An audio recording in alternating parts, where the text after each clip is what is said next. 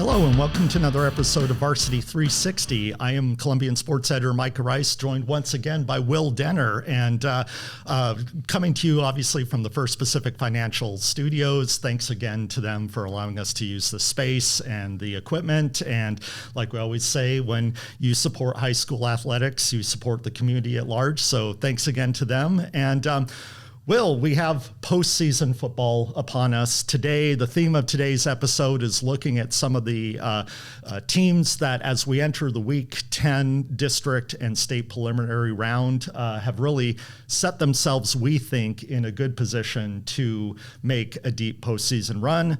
But we're also going to touch on sort of some of the other teams and what they're looking at going into the postseason, and then look at some of the other sports that are coming to the end of their seasons, cross country, volleyball, and give a little bit of a shout out and some time to those athletes that have worked so hard this fall. But Will, you got to look at the Week 10 matchups and feel that some teams are really in a good position to make a run. Absolutely, yeah. I think when you look at teams like Camas and Skyview and even down in the 2A like Washougal, these are all teams that have, I would say are battle tested at this point between Camas and Skyview. Camas hasn't actually lost a game since that week one loss, narrowly losing to Yelm. They've been playing phenomenal. Their defense has really stepped up, and same for Skyview, coming off of that loss to Camas earlier in the season. They seem to be finely tuned coming up on a postseason run. And then Washougal, the team that, kind of dug themselves a little bit of a hole, coming out in the league slate with 2 losses, and then they bounce back. They get that second seed in the tiebreaker that happened on Monday, and now they seem to be in a good position for a run as well. Normally the format of the episode that we follow is we kind of start with the 4A first and then kind of go down to 3A and then the 2A and 1A. But I want to start with Washougal because I think they're one of the most interesting teams to have followed over the course of the season. For those of you who haven't followed all year, Washougal, kind of the consensus pick to repeat as 2A Greater St. Helens League champion.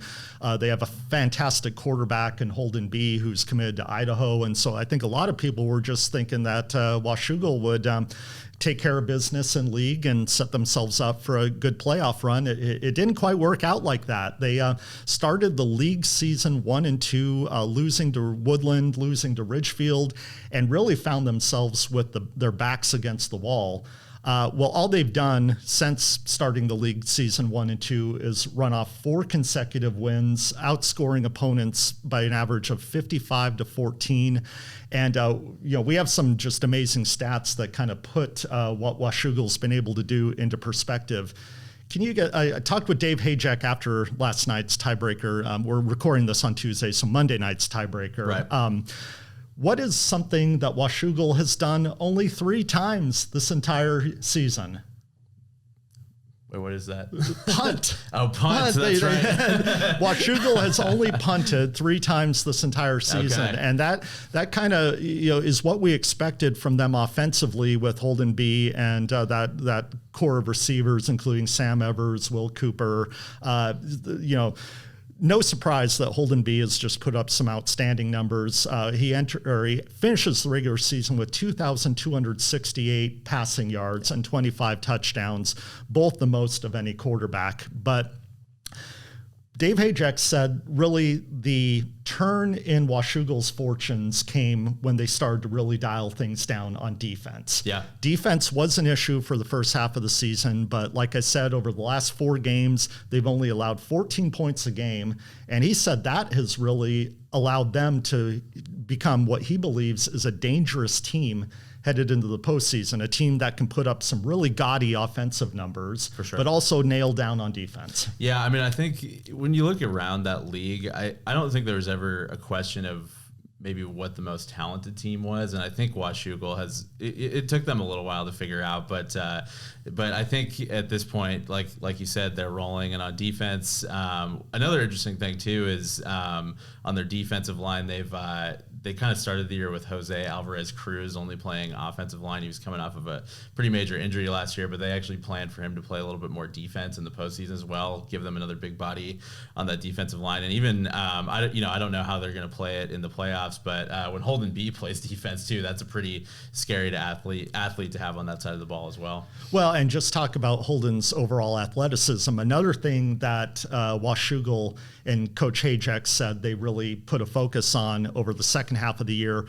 was allowing Holden to really use his legs more. And I never was that more on display than their week 9 win over Hawkinson that clinched a postseason berth, where Holden B rushed for 4 touchdowns in addition to throwing 3 touchdowns. And so you look at Holden B's rushing numbers, he's up there with some of the running backs as far as our area leaders in rushing. He finished the regular season with 820 yards rushing and 14 touchdowns. That is by far the most of any quarterback. In fact, you have to go down to the 1A and Houston Coyle at LaCenter to find another quarterback that's within 400 yards of the rushing stats that Holden B's been able to put up. So a true dual threat quarterback he has become. For sure. And not only that, I mean, Houston Coyle started the season playing receiver and kind of, getting yards in other fashions. So to even be, in that conversation with Holden and Holden being in that number 1 spot among quarterbacks is pretty impressive stuff. So obviously after Monday's tiebreaker, we have clarity in the district playoffs. Woodland, of course, was the league champion. They get the number 1 seed and play the number 4 seed Rochester from the EVCO. And so obviously Woodland gets to host that playoff game. They'll be favored there. But Washougal, in surviving that 3-team play, I mean, you talk about how consequential a few plays can be. You're doing basically an overtime style format where each team gets 1 possession at the 25, and if you fumble or throw an interception, you might be over or you might be done. And especially with Monday's tiebreaker, the difference between where Washougal finds themselves as the number 2 seed hosting a playoff game Saturday against Aberdeen versus Hudson's Bay and Ridgefield, which have to go on the road. That's a big difference, I think, for setting a team like Washougal up to make a deep postseason run. Well, when you talk about a game of inches and close things, I mean, how about hitting right off the goalpost on a kick in Ridgefield's case, which knocked them down to the number 4 seed, losing to Bay in that tiebreaker. And, just on Friday, they were playing for a league title against Woodland. So it's really, again, goes to show, like we've said all year, how, tight that league was. And, a team like Ridgefield, someone was bound to kind of find themselves in a tough spot like that. And now they have to go play Tumwater, an undefeated Tumwater team, one of the, the top 2A powers. And just like last year, they played at Tumwater and saw their season come to an end in that Week 10 game. So they're in a tough spot. And then Bay playing WF West, who, has played better of late, I think. They opened their season actually, funny enough, losing to Ridgefield. But now Bay has to go up to Chehalis on Saturday, I believe, and they're happy to be there. Obviously, it's their first playoff game since 2017, I think. Yeah. Big for that program, and who knows? Maybe they could make that interesting as well. But to have Washougal and Woodland at home, they got to be feeling good about that, obviously. Definitely, and the sense I got from Hudson's Bay on Monday is that everybody wanted to avoid that number 4 seed and the buzz saw that it's Tumwater, but Hudson's Bay is feeling like, even though they have to go on the road, that they match up fairly well against WF West, especially if Hudson's Bay can run the ball the way they did certainly in the Monday tiebreaker, where they were gashing off 10 yards a pop with Raphael Bauman. So I mean, the key for Bay is always, can they bring the energy? And they brought the energy on offense, especially on Monday. Will they be able to do that on the road in a postseason elimination game environment against a team that's been there before, WF West? Which, and I think, between running the ball and kind of controlling the game at the line of scrimmage and playing good defense, those are all really big things that you want in a postseason game. So Bay has all those things, and they've done that well. They too had, a couple weeks back to back where they were, kind of taking a slide after losing to both Washougal and Woodland, but they bounced back. They came back and closed out the regular season with 2 wins, and then moved up to that 3 seed from the tiebreaker. So I think they have a good shot, definitely. And when you have the Bauman brothers leading the way and that great line, plus a defense that's I think been pretty stingy over most of the year. They do a lot of things well that should translate to postseason football. Definitely. And speaking of ending the regular season on a hot note, you look at both of our 4A teams that, and don't forget about Battleground, obviously. Yeah, for sure. But both of our 4A teams that ended the league season kind of on a good note. Obviously, you got Camas, which is on an 8-game win streak, but then Skyview. They had that tough game against Camas, but we said at the time that there was no time for the Storm to kind of hang their heads because you got 2 pretty big games coming up right after that against Battleground and Union. Well, the Storm took care of business. They really dialed down defensively, I thought. And now they get to host a playoff game. Skyview is going to be facing Bethel Friday at Kiggins Bowl. And, in that, they get a team that finished 6th in a 10-team South Puget Sound League. The Storm, they spent so much of the season ranked in the top 10 in the 4A RPI. They got to be thinking if they take care of business on Friday that they could be in line for a pretty decent seed in the 4A state playoffs. Absolutely. Yeah, I think they've hovered in the top 10 for most of the year. And, even the Camas game was obviously a setback for them, but they've done this year in and year out where they lose that game and then they rally to that state preliminary round, and not only that, but often find themselves in that 4A state playoffs. They've made it every season since 2013, obviously excluding the COVID season when there was no postseason. But that's just incredible year-to-year consistency, and I think defense has a big part of that, obviously. But man, I mean that's impressive stuff from Skyview. Well, yeah, especially with the consistency part, I think that's a credit to Steve Kaiser and his staff and what they've been able to establish there year after year. But yeah, Skyview just booked them a spot in the final 16 every year, and I think they, following this theme of teams that are set up to make a deep run in the state playoffs, they have an experienced quarterback in senior Jake Kennedy. They have amazing depth in multiple positions. I mean, certainly there are some players who play both ways, like Gavin Packer. He's in the backfield as well as their top receiving threat. But they put guys, especially in the linebacker and the edge rusher positions, who are catching their breath and getting ready to go out while that offense has the ball. And then they're coming off the line just like shot out of a slingshot in a lot of ways once they get on defense. For sure. Yeah, it seems like a team that just really knows their roles well, and they're pretty experienced. Like you said, I mean, that linebacking core is great. They have some pretty good experience in the secondary as well, I would say. I think, they had a little bit of a question mark on the defense and offensive lines coming into the year, but, elsewhere, they're a really experienced veteran team. And when you have a good defense like that, again, that translates to postseason football, so that'll be good for them. Well, Skyview, they'll be favored Friday against Bethel. Bethel comes in 4-5, but obviously they want to take care of business. It's one of these situations where now every game is an elimination game. But looking at the other team that's on a roll in the 4A, Camas, they'll be coming in. They play Saturday against Federal Way, a team that ended the regular season 3-6, but went 3-3 in league play. Yeah. And so obviously you don't want to overlook anybody, but it's hard not to feel good about the situation that Camas has put themselves in, especially running behind that big experienced offensive line, a quarterback in Jake Davidson that doesn't, they don't ask him to do a lot, but he never makes mistakes, and has really become a good fit for that offense. Yeah, great skill players there as well. I mean, Titan Brody's a great runner. Trenton Swanson, we just, Meg Wachnick just profiled him the other week. Really a multifaceted player for them and a great receiver. I would say one of the best in our area.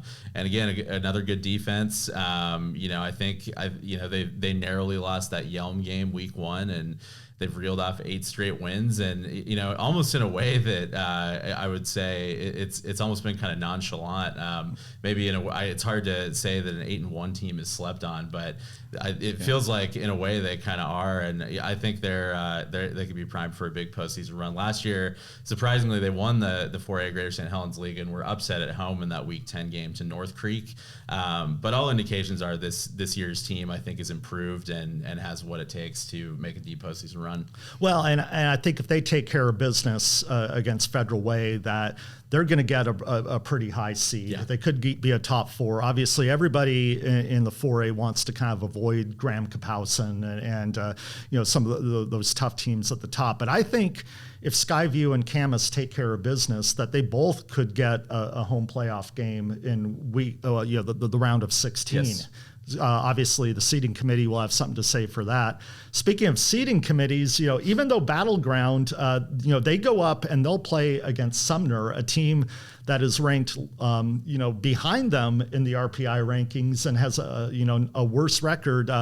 Tim Martinez touched on it, that he didn't think the Week 10 seeding committee would want to give all 3 4A Greater St. Helens League qualifiers home games. And so that's how you end up with Battleground going on the road against a team that, by a lot of metrics that they're better than, but still going on the road in a playoff game is never easy. For sure. Yeah, that's a tough break for Battleground, obviously, but they've had a great season as well. They outside of losses to Camas and Skyview, the 2 teams we just talked about, they're undefeated otherwise.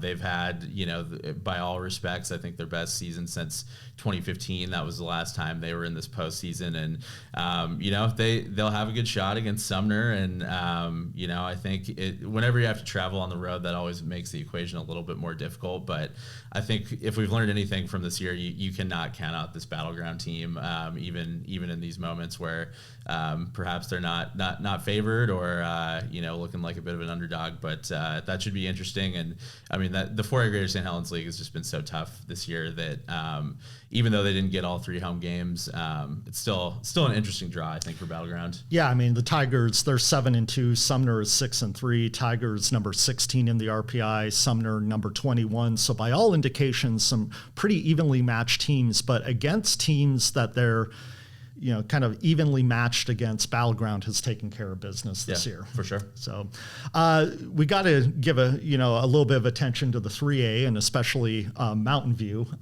Mountain View, I think we had a lot of questions about them at the start of the year, especially about their depth, a new coaching staff.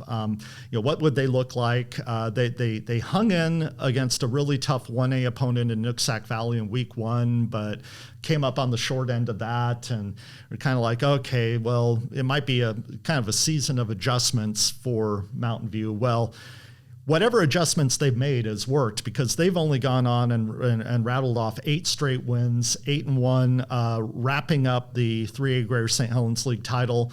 The Thunder are at home, and they will host Edmonds Woodway, a team that is no pushover at 6-3 from the West Coast up there.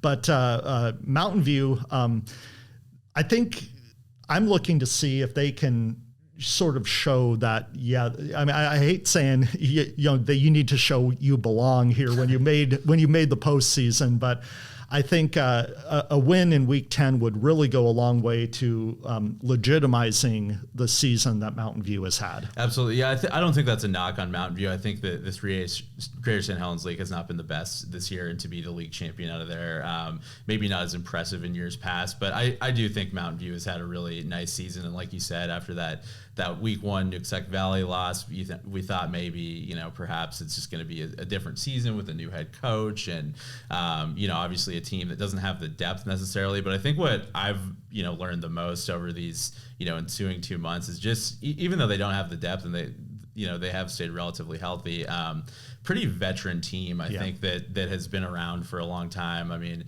Aiden Nicholson, obviously, I would say one of the best, all-around athletes in our area. They've had a great running game with Porter Drake and Jaden Brown. Cash Cook has stepped in really nicely as a first-year starter, as a senior. Their defense, guys like Aiden Denbo on the linebacker. He's been awesome.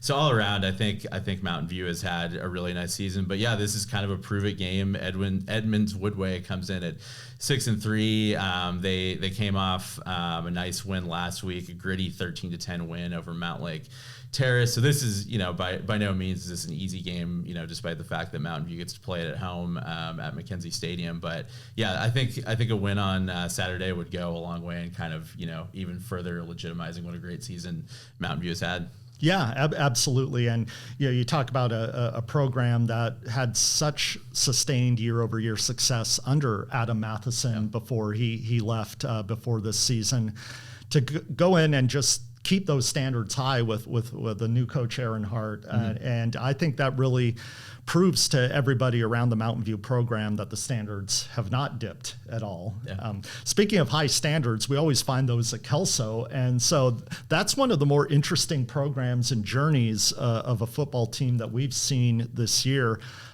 Kelso, you look at their overall record, it's not good, but they are playing some darn good football late in the year, especially with their running game and the emergence of Aiden Mintanya running behind that big line anchored by Peyton Stewart. Not only did they almost knock off Mountain View in up there in a pivotal game, they lost a heartbreaker to Prairie. They actually kind of hung in with Camas a little bit when they played. But I think Kelso is a team that certainly no one in the Greater St. Helens League has wanted to face over the last few weeks. And that showed in the Monday tiebreaker, where again they relied on their defense and they were able to run that gauntlet where 3 go in, only 1 comes out with their season still going. Kelso, they got to go on the road up to Garfield for week 10. That's not going to be an easy game. But I think Kelso is one of these sneaky, dangerous teams in a postseason. Yeah, I mean, just even to get to Monday's tiebreaker, they had to beat Evergreen. That was kind of a winner-go-home situation for them. They posted a really nice win over them. And then, like you said, just to get to Monday and prevail in that kind of funky Kansas tiebreaker scenario like they did, that's not a coincidence. I think this team has proven to be really tough.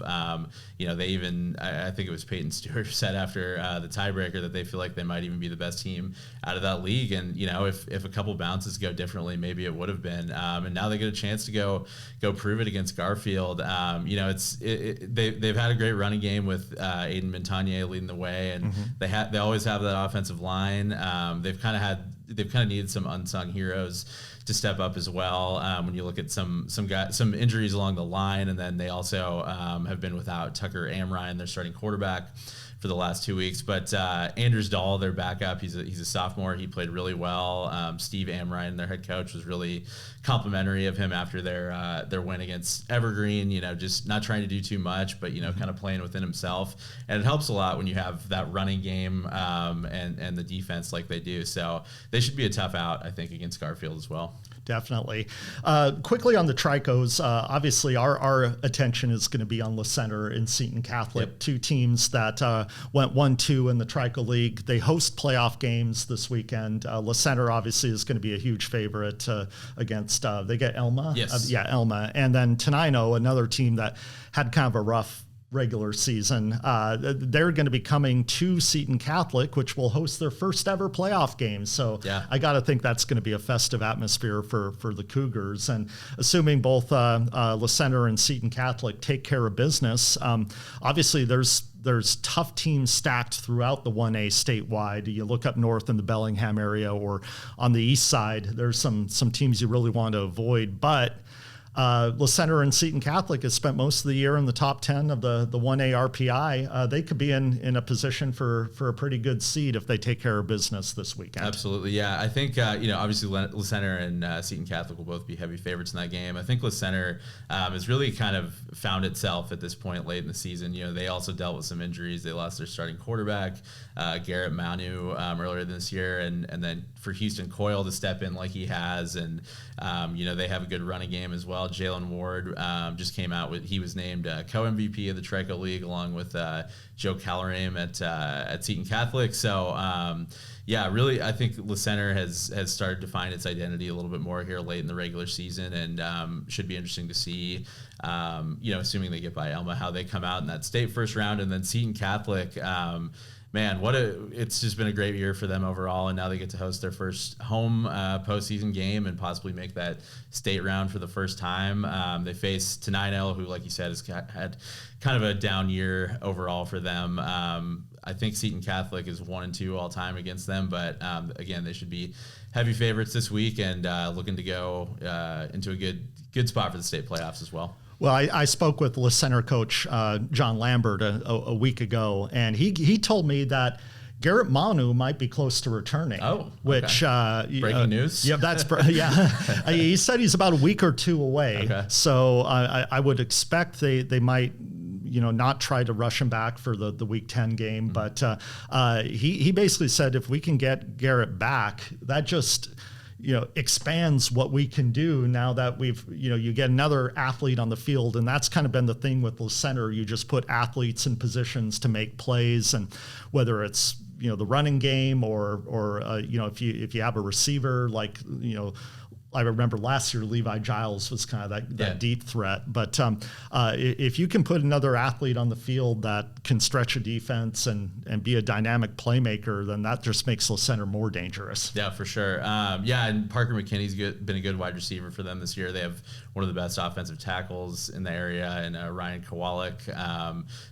Really interesting team overall, despite maybe not having the best depth as teams of past Le Center teams have had, but they should be an interesting team come postseason as well. Well, it's not just football that's going on. We have district soccer happening right now. Obviously, we're recording on a Tuesday. There's games that are going to happen tonight and on Wednesday before this episode gets released on Thursday. So we're not going to really break down too much on the soccer, but district volleyball is coming up for the 2As and the 1As. The 2As are going to be up at Tumwater. Obviously, all eyes in volleyball on Columbia River, the two-time defending state champion and top-ranked team in the state for 2A. I fully expect them to do what they do and have success at district. But remember, 1 year ago, they were knocked off by Ridgefield in the district final. Ridgefield, obviously, they've the only losses they've had this year have been against Columbia River and against Camas, the number 1 ranked 4A team. But I think you look at Tumwater, which is also, I think, in a position to kind of give Ridgefield and Columbia River that district tournament test that certainly last year, Brianne Smedley, the Columbia River coach, said that loss to Ridgefield in the district tournament actually primed them for the state playoffs in a way that resulted in them just blitzing through the state tournament and winning their second straight title. Yeah, it's interesting how a loss sometimes can do that. Who knows if Ridgefield and River will be able to meet again at that stage. But that district round, it seems like, is a good kind of measuring stick and kind of where you're at going into state as well. And we also have the cross country state championships this Saturday. I will be over there in Pasco for that. We some storylines and some runners to look at. Elle Thomas at Washougal, she placed 4th in the state 2A girls race last year. She's running really well. Fabulous finish in the 2A district race with her and Danica Allen of Ridgefield battling down the final few meters. Danica Allen of Ridgefield, who's in her first season running high school cross country. Yeah. She had been a soccer player and a track and field athlete, but she decides to come out for cross country and wins a district championship. I think both Elle Thomas and Danica Allen will be worth watching in the 2A girls race. In the 2A boys race, look for Columbia River boys to possibly be in contention for a top 3 trophy. They're led by Jacob McManus, who set a course record in winning the 2A district title. He's a junior, and they have a great 1-2 leader situation there with Neftali Menendez, Columbia River's senior. He had been kind of the fastest guy for most of the season before Jacob McManus has come on strong. But River placed 4 runners in the top 10 at the district meet. And so if they can do that at state and get their fifth runner a little closer to those third and fourth runners, the Rapids could be in place for a good result there. It's fascinating, too, how those top two guys have kind of pushed each other all season long as well. I mean, it seems like that's really brought out the best in both of them. They definitely, they both spoke to that after districts. And then in the 4As, I think Charlotte Wilson at Union, she's running really well, district champion, second at the West Side Classic by district meet. So if you're placing in the top 5 at the West Side Classic, which is one of the biggest races in the state as far as just the size of the field, you're kind of a force to be reckoned with at the state meet. And then Camas on the boys' side, Cohen Butler also up there in the top 5 at the West Side Classic, district champion, just running, had a fabulous season. And so I'll be looking to see how those individuals do in the 4A races. Awesome. So, all right. Well, we are here. We're in the middle of the postseason, just about to dive into the football postseason, but already have district competitions going on in volleyball, soccer, swimming, and cross country. It's one of the best times of the year, and we're here to follow it. Follow us on 360preps.com. Once again, Micah Rice, Will Denner signing off from the First Pacific Financial Studio, and we'll see you next week.